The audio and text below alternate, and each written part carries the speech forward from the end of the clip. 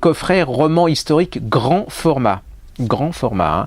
Alors, un de mes préférés, Mazzuccio, ça s'appelle La longue attente de l'ange, c'est chez Flammarion.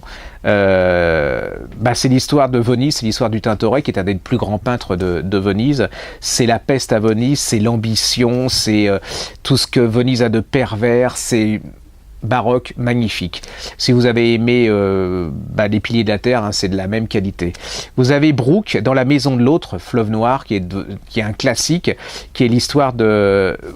Si vous voulez en savoir plus, hein, vous pouvez aller voir les vidéos sur le site de La Griffe Noire, vous pourrez retrouver absolument toutes les critiques beaucoup plus importantes là-dessus. Je vous donne juste un aperçu. Dans la maison de l'autre chez Fleuve Noir, c'est simplement ça se passe à Hambourg. Hambourg est détruit et c'est l'histoire de cette famille anglaise qui va à la rencontre de cette famille allemande avec tous les clichés qu'ils ont. C'est-à-dire que pour la famille anglaise, les Allemands sont des gros nazis barbares et puis pour les Allemands, ce sont des envahisseurs complètement pas civilisés et aussi barbares. C'est la rencontre de ces deux mondes. Ça va faire une chose extraordinaire et là-dessus il y a une histoire d'amour fabuleux.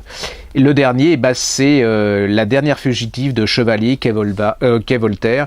Alors là c'est plutôt féminin, hein. C'est l'histoire d'une jeune femme qui quitte son Angleterre natale pour se retrouver aux États-Unis et qui va se retrouver avec sa sœur qui va mourir, et c'est toute la traversée des États-Unis de ces jeunes c'était une Quaker, hein, donc et c'est comment par exemple les Noirs esclaves qui s'enfuyaient allaient au Canada et comment ils allaient au Canada. C'est un grand livre d'aventure. Hein. C'est dans les coffrets romans historiques grand format.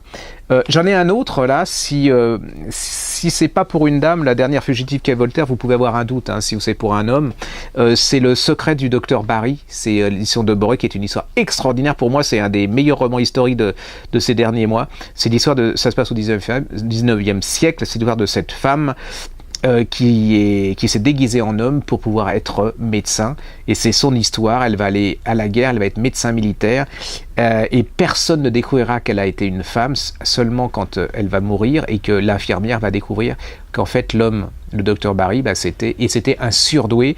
Il y a de l'amour, il y a des rebondissements, c'est extraordinaire. Hein. Ça s'appelle Le secret du docteur Barry aux éditions de Boré.